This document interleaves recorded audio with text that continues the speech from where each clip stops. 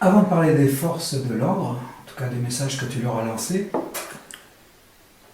comment vivez-vous tous les deux? De quoi vivez-vous? De quoi nous vivons, c'est-à-dire comment subsiste-t-on? Oui. Ouais.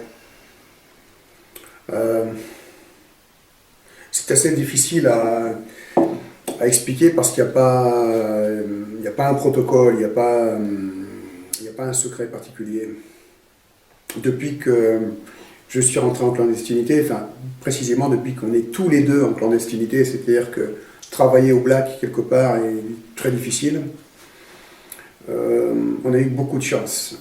Déjà, quelque chose qui nous a permis de tenir jusqu'ici, il faut le dire, et d'ailleurs c'est une occasion pour moi de remercier beaucoup de monde, on ne va certainement pas assez faire, on ne le fera jamais assez.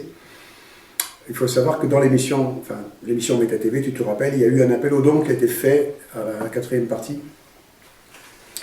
Et bon, moi je m'opposais à cette idée-là, en fait. Hein. Ça m'a été proposé notamment par Patrick de Méta TV, et le gars avec qui on était à la fin. Ça nous a bien aidé quand même. Hein. Et, toi, tu t'opposes, mais... Alors oui, bon, moi je m'opposais pour une question de principe. C'est très simple pourquoi je m'oppose à ça, parce que pour moi, ça pervertit tout. Je vois partout des gens qui sont là, qui font leur business, donc de tous les malheurs du monde. Cliquez par ici, faites un don. Alors je comprends que certains aient besoin de soutien pour faire leurs entreprises de communication. Alors c'est bien une fois qu'on a expliqué déjà l'écueil de n'être qu'une entreprise de communication. Mais il y a des excès. Il y a toutes sortes d'excès qui... je veux dire, la barrière, la frontière, elle est très fine entre la légitimité de réclamer quelques dons pour pouvoir faire survivre son blog. Blog, en fait, ça ne génère pas de frais normalement. Et ces businessmen, tels que par exemple Alain Soral ou Dieudonné, ce sont de gros businessmen de l'activisme, qui se font par exemple passer pour des martyrs persécutés par l'État, alors que le pire qu'ils puissent avoir, qui est quand même très curieux, c'est de passer à la 11e chambre correctionnelle, c'est-à-dire avec quelques petites accusations ridicules pour diffamation. Des gens qui n'ont jamais été inquiétés jusqu'à par exemple à la prison préventive, là c'est déjà, ça veut dire que tu commences à embêter un peu, et qui en fin de compte font leur publicité des amendes qui prennent dans les dents, et les gens, même les plus pauvres, se ruent sur leur carte bleue pour leur faire des chèques et des donations, etc. Et en fin de compte, ces gens-là, ces poids lourds de la dissidence, donc ces poids lourds de l'enfumerie totale, se font des fortunes totales sur, d'une part, la crédulité des gens qu'ils manipulent, et de deux, surtout, sur le malheur des mondes. Les malheurs du monde, je veux dire. Et moi, c'est quelque chose qui me révulse. C'est devoir cliquer par ici pour faire un don, pour écouter la vidéo, pour écouter l'autre se masturber le cerveau sur un canapé et nous faire des leçons de morale. C'est quelque chose qui me hérisse. C'est comme l'autre pseudo-reporter, journaliste, là, Serge Garde, qui aussi vendait ses propres interviews à 2 € la connexion, pour nous expliquer que c'était lui qui avait découvert les CD-ROM de Zandvoort, etc. Donc, on voit aussi tout un tas de plateformes de communication qu'on sait être celles de l'ennemi de façon très formelle, mais qui ont beaucoup de bagou et d'aura parce qu'elles dénoncent aussi des vérités interdites et tout. Ça leurre tout le monde, ça. À partir du moment où on dénonce des vérités, ah bah oui, bah c'est la résistance. Et ça vit, c'est-à-dire ces parasites vivent de la crédulité des gens. Et nous, on s'est aperçu qu'en fin de compte, tous ces gens qui nous ont fait des dons après l'annonce faite à Méta TV, c'était les plus modestes, parce que c'est des quantités de petits dons, des petites sommes, des petites sommes. C'était pas des grosses sommes. On n'a jamais eu de grosses sommes. On n'est pas Dieudonné à recevoir 150 000 € de dons, nous, hein, parce que nous, on n'est pas des professionnels du show, tu comprends? On n'est pas dans le showbiz, on n'est pas dans l'enfumerie. Eux, par contre, je suis convaincu que c'est vrai qu'ils reçoivent des héritages comme Jean-Marie Le Pen ou des choses comme ça. Parce qu'ils sont des agents du système, donc ce que je dénonçais tout à l'heure, le système qui, avec l'opération des révélations, l'apocalypse, et ils sont en piste pour ça, et ils ne risquent strictement rien, et donc ils jouent beaucoup, beaucoup, beaucoup. Je pense qu'ils ont des subventions autres que celles du peuple, mais voilà, c'est des dons, c'est faites des dons, c'est une vraie mode. Voilà, moi ça me dégoûte. Alors c'est quelque chose que je voulais dire. Oui, Donc, parce qu'on ne voulait pas tomber dans le même... voilà, surtout pas, parce que ça pervertit tout, et parce qu'aussi, après on me dit, je suis un escroc. Oui, mais en même temps, on avait tellement besoin, je veux dire...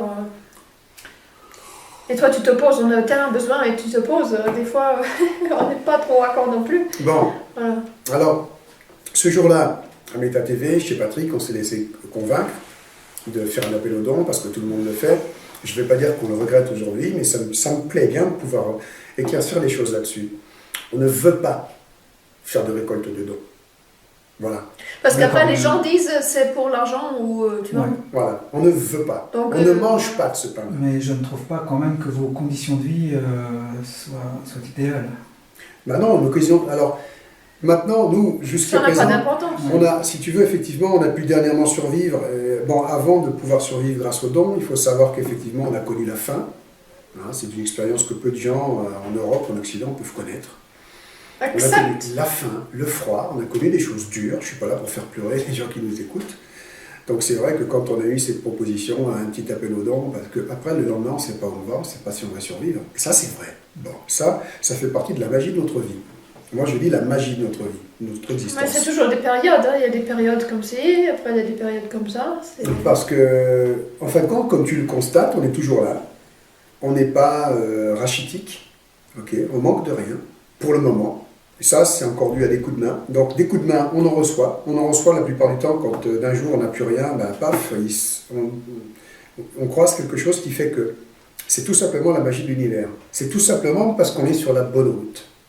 Donc, effectivement, je me soucie beaucoup moins de savoir, je m'en fous un peu, je m'en fous beaucoup moins pour elle, mais je ne veux pas, si tu veux, que ce que nous ayons à dire puisse être perverti par cette notion d'argent, de contrepartie, et que les gens puissent dire que ce qu'on dit, on le dit pour escroquer les gens qui nous envoient de l'argent.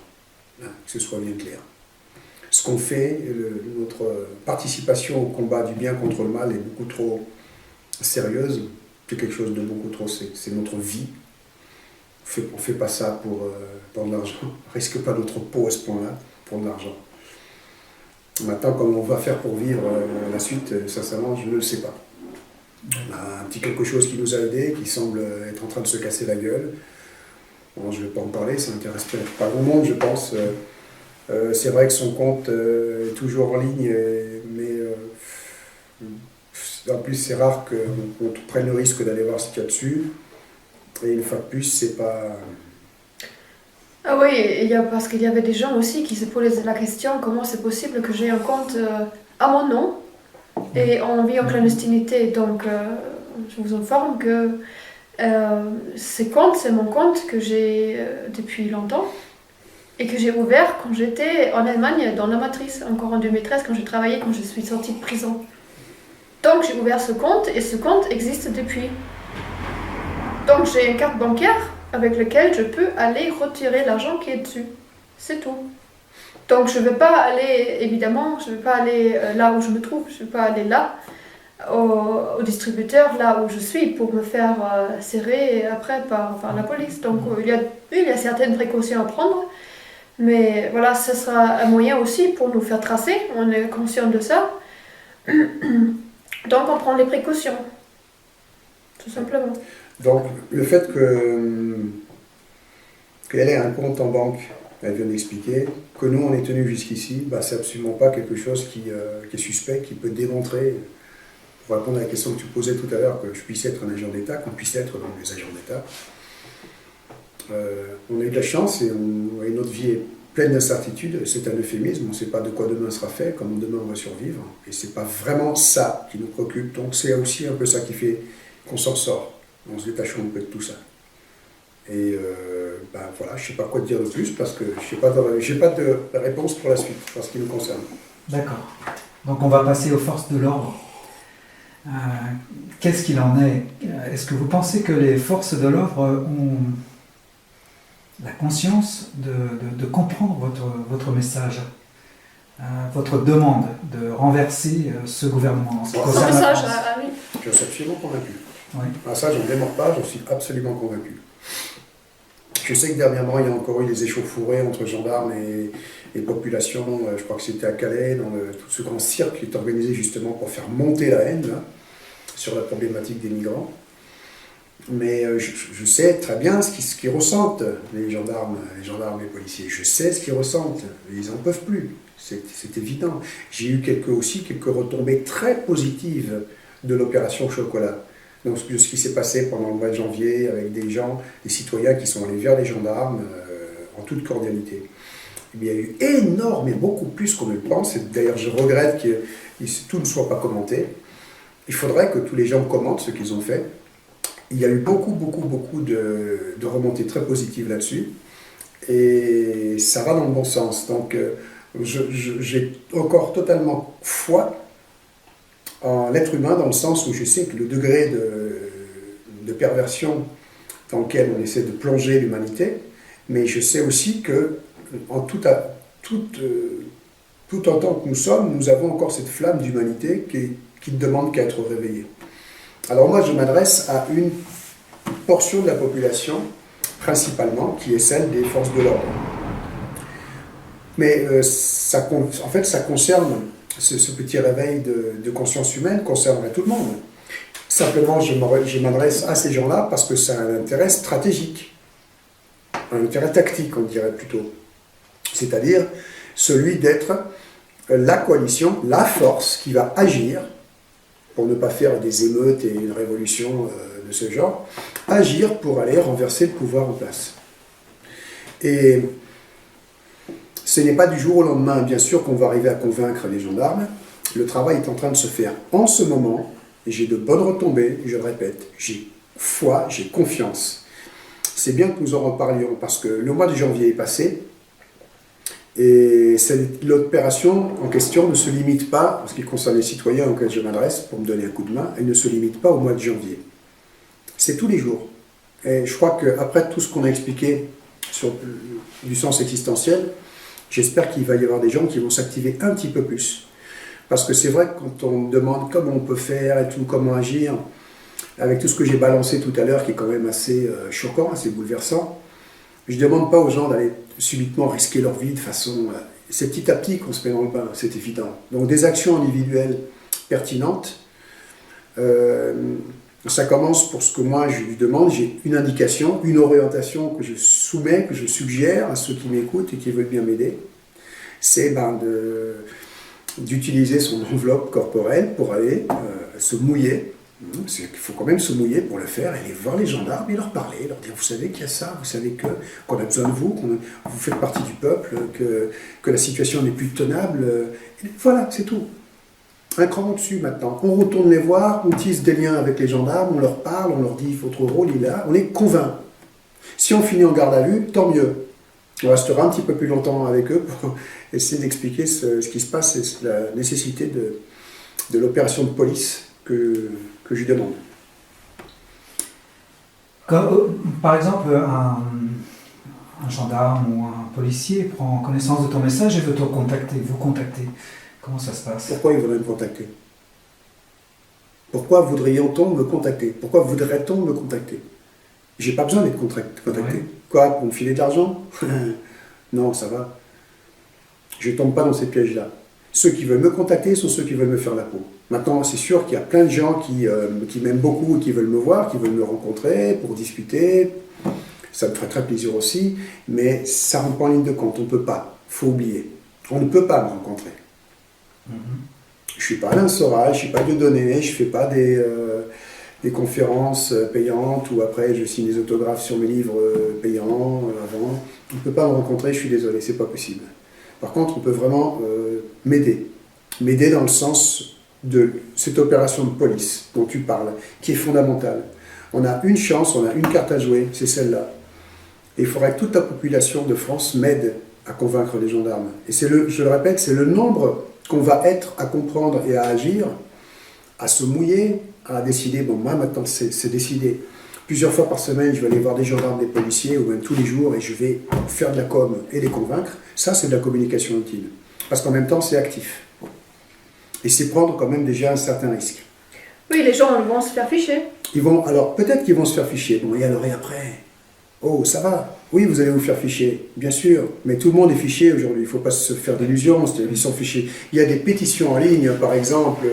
J'ai vu des pétitions. Bon, c'est vrai, ça part d'un bon sentiment. Une pétition en ligne pour demander la démission du gouvernement, envoyer à l'état-major des armées, etc. Mais ça mène nulle part. On fait des pétitions en direction de l'ennemi. L'état-major des armées, c'est satanique. Il n'y a rien à attendre là-dedans. Là où on a à attendre de l'humanité, c'est dans les troupes. Les hommes sur le terrain. Et quelques rares officiers, et peut-être un ou deux officiers généraux, mais là, j'y crois pas trop. Peut-être quelques officiers quand même, des officiers cathos qui vont comprendre le degré de manipulation dont il faut l'objet, et qu'en fin de compte, leur foi, il ne faut pas la porter dans des icônes mises en place par les forces du mal, justement. Mais sinon, pour le reste, c'est au niveau individuel de toutes les forces, police et gendarmerie auxquelles je m'adresse. Des réactions humaines individuelles, mais centrées dans une frange de la population. Pour le reste, je le répète, c'est à nous tous d'aller en leur direction. Ça serait complètement désorganisé alors. Pas du tout. Pourquoi désorganisé? Chacun fait ce qu'il a à faire de son côté, mais je veux dire, il n'y a pas de regroupement de... Non, il n'y aura pas. Si on attend les autres, ce ne sera jamais fait. Regroupement de... On parlait policiers. de restaurer sa souveraineté individuelle, donc chacun décide individuellement s'il veut le faire. On n'attend pas de se regrouper, devenir fort. Qu'est-ce qu'on peut pas faire? de regroupement policier, c'est ce que je voulais dire. Pardon. Il y aura un jour un regroupement policier, ce sera le jour où ils iront, ils marcheront sur l'Elysée, ou ils sauteront sur l'Elysée, ils s'y prendront comme ils veulent. Donc il faut qu'ils s'organisent eux-mêmes. Il faut qu'ils prennent position. Ils n'ont pas besoin de s'organiser. Il faut qu'ils prennent position, qu'ils s'identifient. C'est-à-dire qu'eux-mêmes, chacun d'entre eux qui reçoit le message, choisit son camp. Voilà. Après, ce qu'ils peuvent faire, c'est dire « Hé, collègue, tu sais, voilà, j'ai les gros sur la patate, j'ai un truc à te dire, il y a ça qui se passe, j'ai compris qu'on sert à ça. Moi, j'ai décidé de servir. Qu'est-ce que tu en penses ?» C'est sûr, elle prend un risque, parce que l'autre, c'est peut-être une balance, mais peut-être pas. Après, c'est par affinité, par copain. J'ai connu ça en gendarmerie. On sait à qui on peut parler, à qui on ne peut pas parler. C'est vite vu, en principe. Eh bien, il y aura obligatoirement une minorité. Dans toutes les unités de police et de gendarmerie, une minorité qui se sera identifiée, qui sera prête à l'action. Voilà. Cette minorité-là n'aura qu'à s'identifier et qu'à attendre. Attendre quoi? Un rendez-vous que je vais donner. Le rendez-vous n'est pas pour aujourd'hui, n'est pas pour tout de suite. Parce qu'il faut que j'ai besoin de l'aide de tout le monde pour justement créer cette minorité, cette scission au sein des forces de l'ordre. À un certain moment, quand je l'évaluerai moi, et je ne peux pas en parler maintenant, ça va de soi, je donnerai un rendez-vous aux forces de l'ordre auquel j'irai. Et ce rendez-vous-là sera décisif. C'est où ils viendront pour m'arrêter, ou ils viendront pour marcher avec moi sur l'Elysée. On ne peut pas être plus clair. Maintenant, tout repose entre les mains de ceux qui agissent ou qui ne veulent pas agir. Si personne ne veut un monde meilleur, si tout le monde est content avec ça, et même chez les gendarmes, eh bien personne ne va aller informer les gendarmes. Les gendarmes vont dire tout compte fait, tout se passe très bien pour nous pour le moment. Et le jour où je déciderai d'aller dans la rue, à tel endroit, on donne un rendez-vous, la seule chose que j'aurai, c'est une équipe de la brigade de recherche, des pourris de je ne sais pas où, qui viendront me plaquer au sol et me jeter à l'ennemi. Si je ne me fais pas tout simplement abattre. Ouais. Bon. Alors peut-être qu'il va falloir quand même que j'imagine quelques précautions, parce que le but du jeu pour moi, c'est pas de me sacrifier, mais de réussir à quelque chose, hein, pas de mourir en héros parce que je ne suis pas là pour me glorifier. Non, je ne dis pas que ça va se passer exactement comme ça, je pense que je vais plutôt essayer de faire en sorte d'avoir des sondes pour savoir où on en est et si oui ou non l'opération est vraiment viable. Mais je pense qu'elle le sera et que vraiment je pourrais donner un rendez-vous qui sera le jour d'une opération décisive, où on en viendra à bout. Ce sera une toute première étape. Donc ouais, j'y crois vraiment, vraiment, sincèrement. J'y crois. Je crois même qu'il n'y a que ça à faire, qu'il n'y a absolument rien d'autre à faire.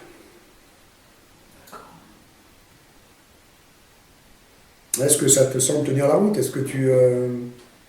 Moi, toutes les critiques m'intéressent, et quand elles sont constructives et pas destructives. C'est sûr qu'il y aura les satanistes qui sont en place ne se laisseront pas faire. Ça, c'est clair et net. On ne va pas leur demander leur autorisation. Hein. Mais il peut y avoir quelques-uns parmi même ce groupe-là qui, comme tout à l'heure tu disais, Jamais trop tard pour changer de cap, c'est ça? Voilà, c'est ça. Ouais, et pour se sauver. Donc, qu'arrivera-t-il à ces gens-là? Une fois que toi tu as le pouvoir, une fois que toi tu es à la tête du gouvernement français, qu'est-ce qui arriverait à ces gens qui en fait auraient retourné leur veste? Tu as fait lire leur veste, mais c'est pas leur veste. Tu veux dire les gens qui trahiraient leur camp sataniste pour venir dans le nôtre, c'est ça? Ah voilà, c'est ça. Bah, c'est une bonne question, mais le problème est que est-ce que nous avons affaire à des gens qui, par exemple, sont coutumiers du viol d'enfants, du sacrifice rituel ou pas? Parce qu'il est évident que j'aurais, par exemple, je comprends ce que tu veux dire, ça serait un peu dans le sens de la rédemption ou voilà, c'est ça. du pardon. Bon, moi, d'abord, c'est pas mon rôle, hein. Je suis pas Dieu, j'ai pas à pardonner à qui que ce soit. C'est à chacun de faire en sorte de pouvoir être pardonnable et se pardonner. De par quelque chose de concret. Hein. Ouais. Moi, je m'imagine chef d'État avec des gens qui étaient dans le camp du mal, qui participaient à des rituels sataniques, qui violaient, torturaient, mettaient à mort des enfants, qui décident de s'en sortir, qui se dénoncent, qui même m'auront donné un coup de main, ils partiront tous en prison. Il ne faut pas qu'ils se fassent d'illusions. Je ne vais pas leur pardonner parce que je n'ai rien à leur pardonner. Ce n'est pas mon rôle. Mon rôle, si je suis chef d'État, il est de protéger les populations. Il est de protéger les gens des manifestations des forces du mal.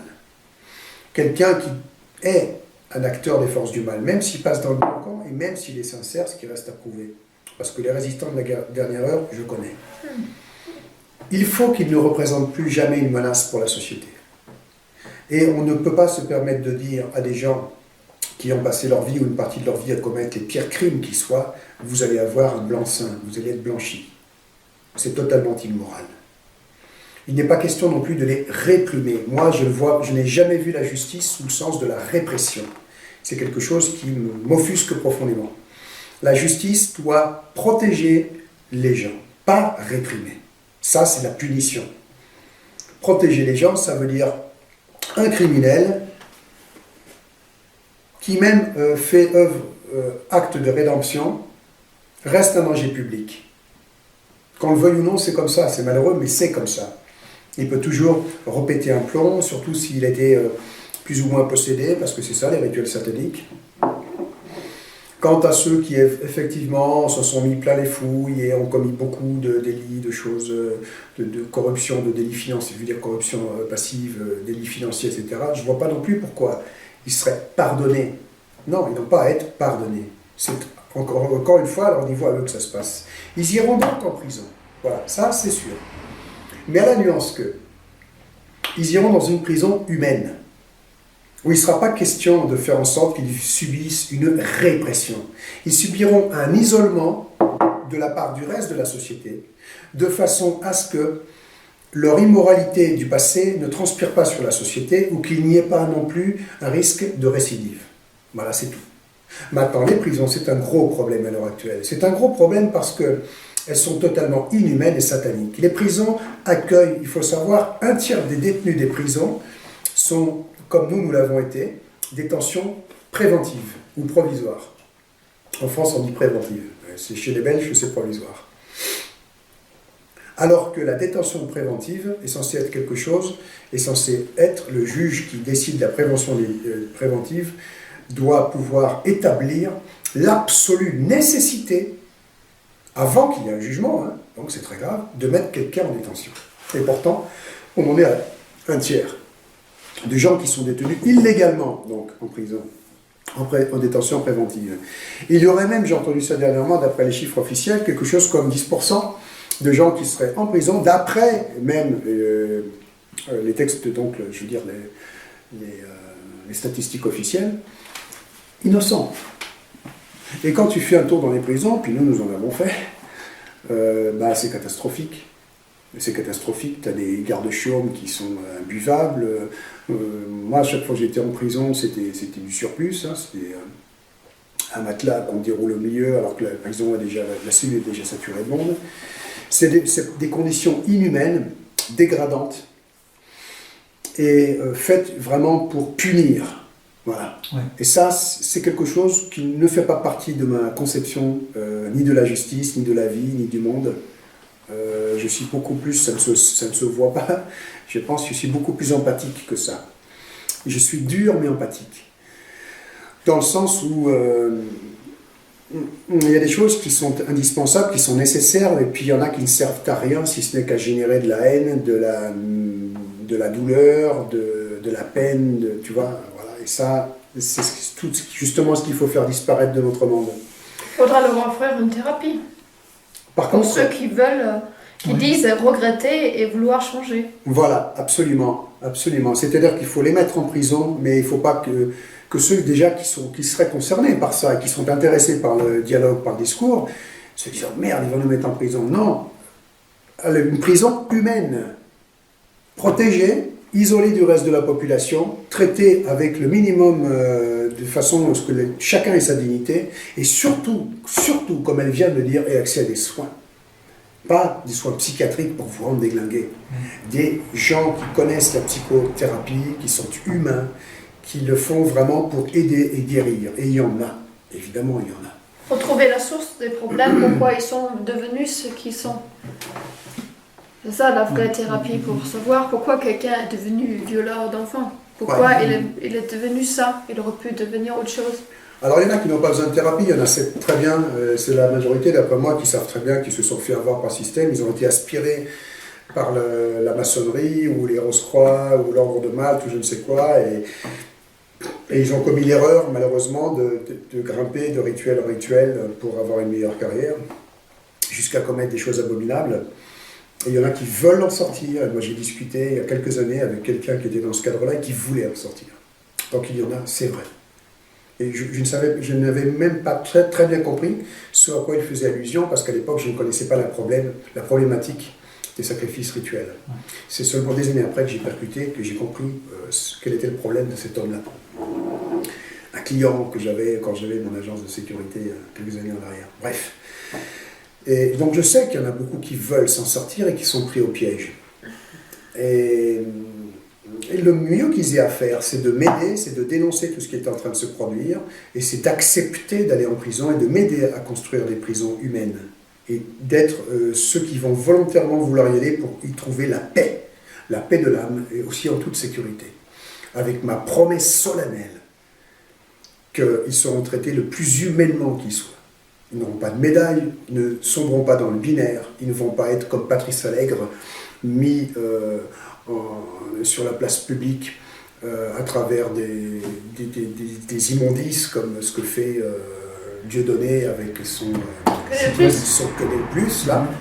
Ne soyons pas binaires, mais pour ceux qui sont donc rattrapables et qui ont encore de l'humanité en eux, ce qui n'est pas le cas de Patrice Allègre, qui est une ordure de MK Ultra, et ils auront vraiment toute mon aide, voilà, pour être clair.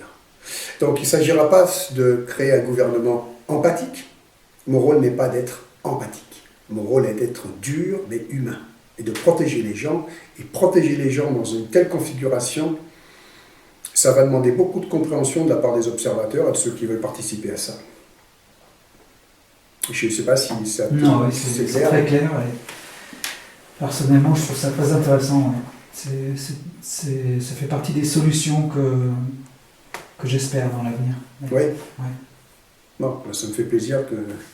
C'est vrai que c'est quelque chose de très très compliqué. On ne peut pas non plus...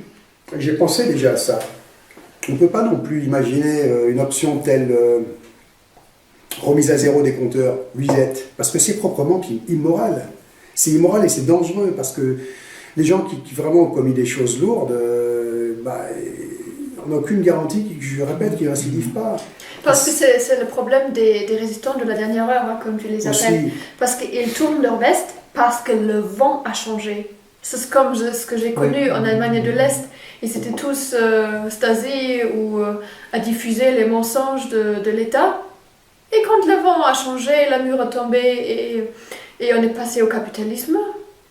Mais à l'école, les enseignants enseignaient la même histoire. Maintenant, ce qu'il faut enseigner. Avant, c'était que l'Ouest, c'était nos ennemis.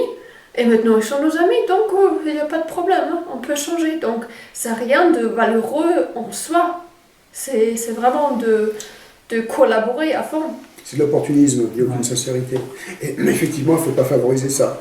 Il faut favoriser la vraie rédemption.